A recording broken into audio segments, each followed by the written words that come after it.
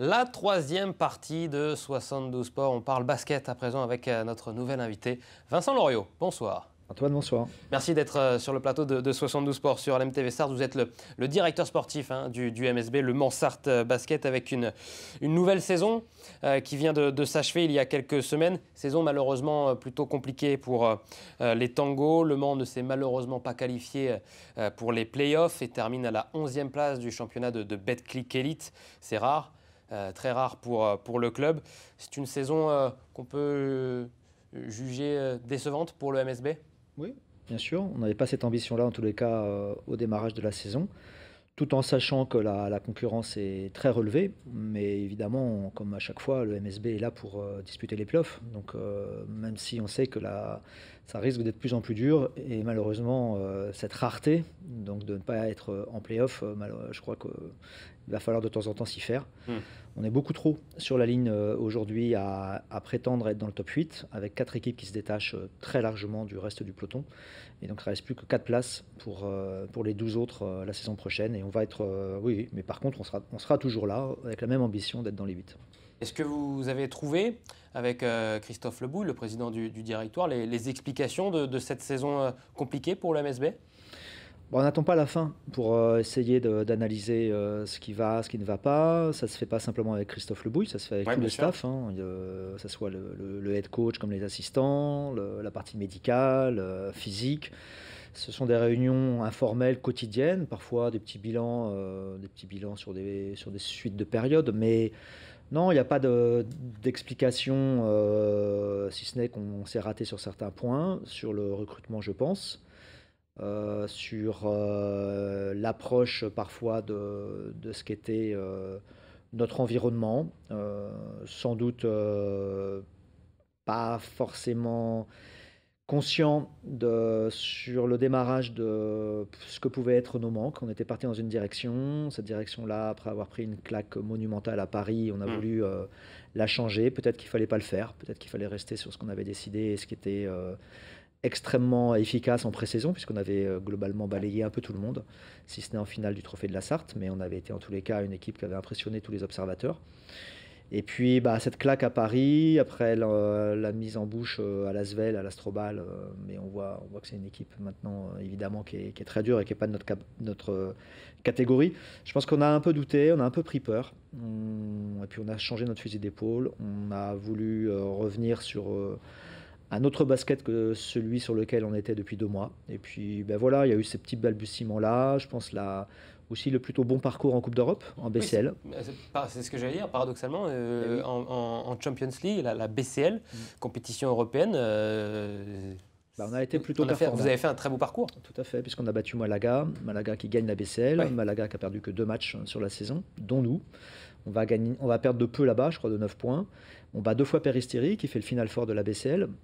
Voilà, mais on a eu la malchance de tomber contre Prométhéas, des Grecs.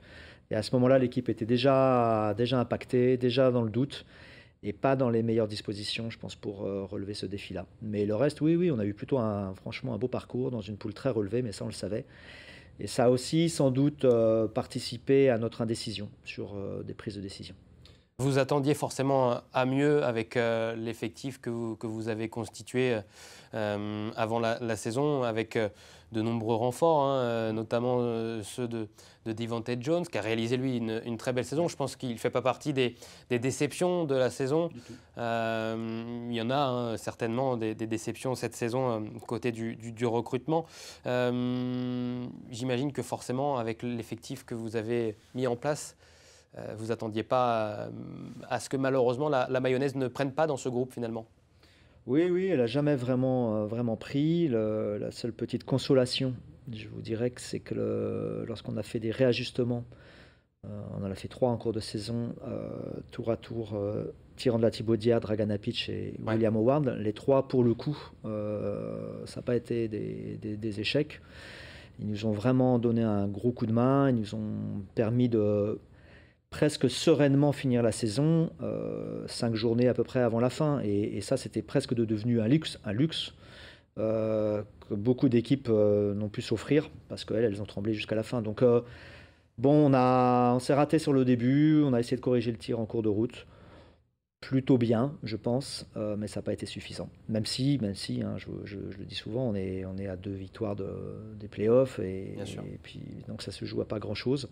Mais c'est un peu si près, si loin. C'est-à-dire qu'on est à 2, mais à notre place en étant 11e. Projetons-nous à présent sur la saison prochaine, saison 2024-2025. Est-ce que vous savez déjà quel joueur de l'effectif actuel, sur quel joueur de cet effectif vous pourrez compter la saison prochaine? Ou pas Ouais. encore? Oui, bien sûr. Oui, ça c'est bien fixé. On a 4 joueurs de l'effectif de l'année dernière qui restent, hein. Abdoulaye Ndoye, Williams Naras, Wilfried Diégueté et Léopold Delaunay. Ça, c'est les 4 Français que nous avions déjà sous contrat et qui ont encore pour tous ces 4-là 1 an de contrat. On fait revenir Matthias Van Den Beemt dans les 10, donc, qui était prêté à Aix-Maurienne. Donc ça, on a cette base-là de 5 joueurs. On a recruté 2 joueurs issus de la Pro B. Donc le premier d'entre eux, ça a été Trey Buchanan, qui a été élu après notre recrutement, quelques jours après, MVP de la saison en Pro B, qui joue à La Rochelle, l'équipe qui a dominé la saison régulière, qui est actuellement en demi-finale des playoffs, après avoir gagné son premier match contre Rouen samedi dernier. Et l'autre recrue, Noah Pinda, à Vichy, avec Guillaume Vizade. Vichy était 2e de la saison régulière. Vichy est toujours en course et en demi-finale également des playoffs, qui a gagné son premier match contre Boulazac d'Alexandre Ménard, que je salue. Il ne m'écoutera pas, mais vu que c'est un ami, je le salue. On lui fait la dédicace. Et donc voilà, donc ce sont 2 joueurs qui sont déjà référencés, Noah étant donc le meilleur jeune de Pro B, et un joueur de 19 ans pour lequel je pense on aura de très bonnes surprises et de très bons retours. C'est un joueur qui est déjà mature, qui est à mon avis pleinement opérationnel dès maintenant. Vous n'avez pas mis de temps à officialiser ces deux premières recrues. Ce sont des gros coups quand même. Noah Penda, qui s'est d'ailleurs inscrit à la draft pour 2024. Donc j'imagine que ce transfert, c'est aussi en fonction de sa potentielle draft ou non? Exactement. Disons que s'il reste inscrit à la draft, il y a très peu de chances pour qu'il soit au MSB la saison prochaine. Il y a une clause dans son contrat qui lui permet de se libérer. Bon, j'espère qu'il n'ira pas. J'espère qu'il va disputer la finale le plus longtemps possible pour s'éviter des workouts de franchise NBA et donc l'opportunité de montrer tout son talent. Après, être allé vite, c'est pas forcément de notre fait pour Trey Buchanan. Ça a été le joueur qui a été désireux de se positionner très tôt, ne voulant pas attendre justement l'échéance des playoffs de Pro B, parce que ça peut aller très loin, donc jusqu'à mi-juin. Donc il a demandé à son agence d'être tout de suite mis sur le marché. On a été plusieurs clubs dessus, dont 2 autres clubs français, 2 clubs au moins allemands à ma connaissance. Et voilà, je pense que notre proposition et surtout l'entretien qu'il a pu avoir avec Guillaume Vizade, parce que c'est quand même aussi la première recrue pour le coup. C'est une volonté du nouvel entraîneur Guillaume Vizade aussi. Oui, tout à fait, qui le voulait déjà l'été dernier. Et puis qui a eu affaire à lui évidemment toute la saison. Donc je pense que Guillaume évidemment sait avec Trey Buchanan quel type de joueur il va disposer et savoir l'utiliser. Voilà. Et pour Noah Pinda, c'est un petit peu différent. Noah jouant pour Guillaume déjà à Vichy. On avait déjà pris des renseignements il y a un peu plus d'1 an de cela pour Noah. Hésitant l'été dernier à éventuellement le sortir de Vichy. Le timing n'était pas bon pour nous au niveau de notre effectif. On a un peu hésité, on ne l'a pas fait, mais on avait déjà pris langue avec lui et son entourage. Donc le fait que Guillaume soit l'entraîneur de Vichy et vienne chez nous, forcément ça a été un facteur aidant, facilitant. Mais si on n'avait pas eu Guillaume comme entraîneur, on aurait fait le forcing, nous, la MSB, pour essayer de le convaincre de venir chez nous. Jeune joueur, Noah Penda. Il s'inscrit pour jouer directement en Betclic Elite dès les premiers matchs la saison prochaine? Ah oui. D'accord. Non. Et pour Trey Buchanan, quel poste ça sera le meneur de jeu la saison prochaine? J'imagine que, on n'a pas parlé des départs, mais j'imagine que ça sera très compliqué de conserver Devontae Jones, qui a été impressionnant aujourd'hui. J'imagine qu'il vient remplacer, même si ça va être dur de remplacer un tel joueur, il vient à son poste.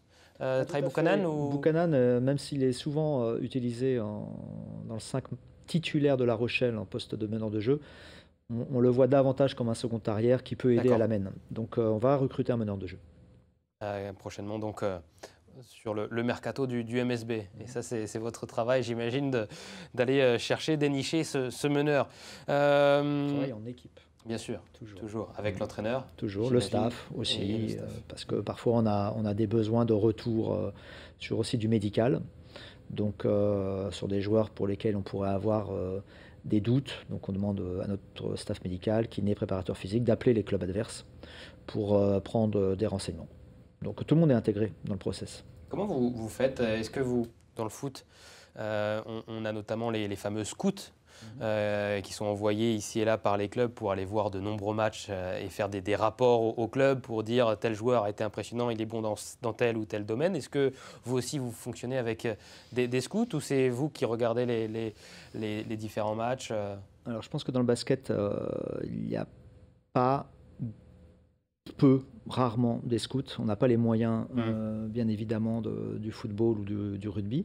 Donc c'est vraiment un travail qui est mené en interne. Après, c'est du réseau. C'est un carnet d'adresses. Ce sont des gens que l'on connaît dans un peu tous les pays qui peuvent nous rapporter des informations, nous mettre en contact avec des directeurs sportifs, GM, coach, éventuellement coéquipiers pour avoir le maximum d'informations sur l'humain et sur le médical d'un joueur.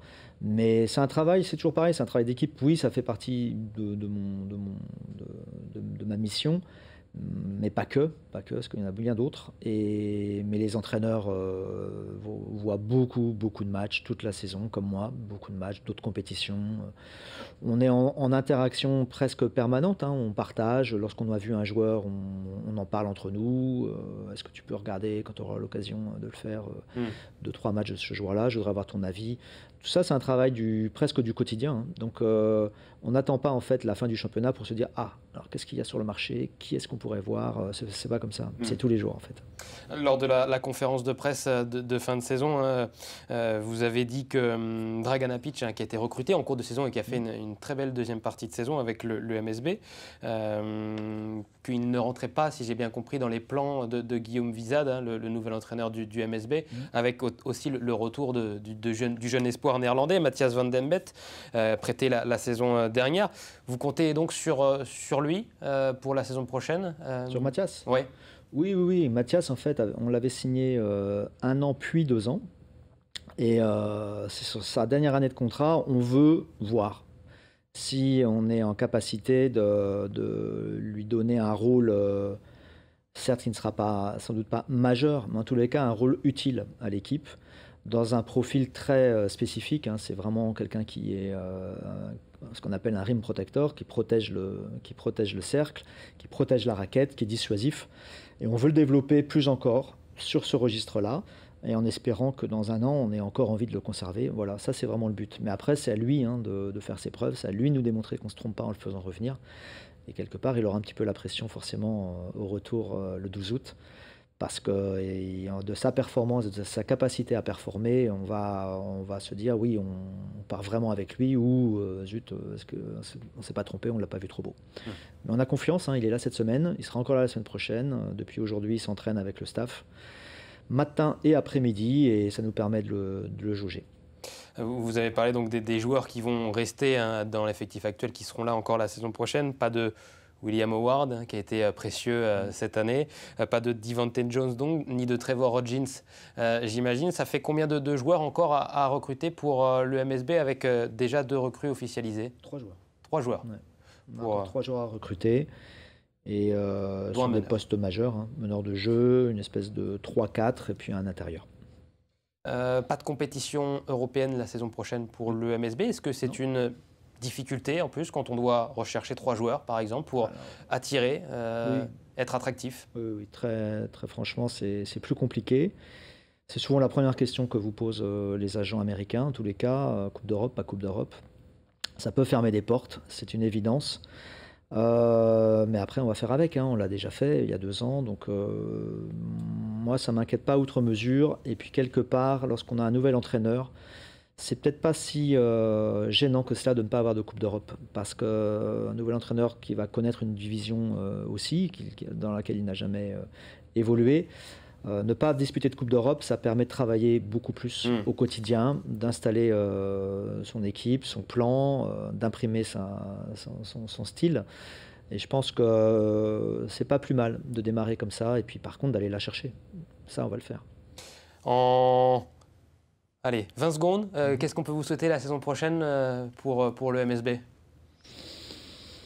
Un public qui au-delà du fait d'être présent, parce qu'on a quand même un public d'une fidélité à toute épreuve, 4900 et quelques spectateurs, c'est pas rien dans une saison qu'on peut considérer comme décevante, que ce public-là, il trouve du plaisir et pousse notre équipe. Voilà, on dit souvent, en tous les cas, nos adversaires, on dit souvent qu'Antares est la salle la plus froide de France et qu'il n'y a pas de pression ressentie.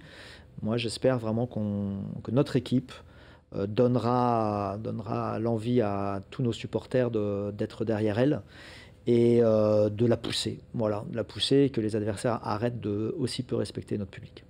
Merci beaucoup Vincent Loriot d'être venu sur le plateau de 72 Sport. Dans un instant, on continue de parler basket avec les 50 ans de l'AS Madeleine Basket, un quartier du Mans donc, qui va célébrer ses 50 ans d'histoire. On en parle dans un instant avec Michel Leclerc, le président fondateur de l'AS Madeleine Basket, et avec Alain Brulé, secrétaire et bénévole depuis 40 ans. A tout de suite.